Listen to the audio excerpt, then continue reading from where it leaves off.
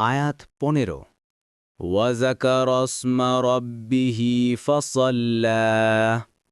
অনুবাদ এবং তার রবের নাম স্মরণ করে ও সালাত কায়েম করে।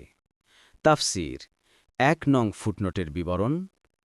কেউ কেউ অর্থ করেছেন তারা তাদের রবের নাম স্মরণ করে এবং সালাত আদায় করে। বাহ্যত এতে ফরজ ও নফল সব রকম সালাত অন্তর্ভুক্ত। কেউ কেউ ঈদের সালাত দ্বারা এর তাফসির করে বলেছেন যে জাকাতুল ফিতর এবং ঈদের সালাত আদায় করে।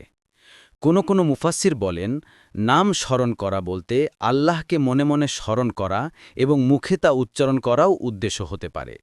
অর্থাৎ আল্লাহকে মনে মনে বা মুখে উচ্চারণ করে স্মরণ করেছে, তারপর সালাত আদায় করেছে। সে শুধু আল্লাহর স্মরণ করেই ক্ষান্ত থাকেনি, বরং নিয়মিত সালাত আদায়ে ব্যপ্ত ছিল।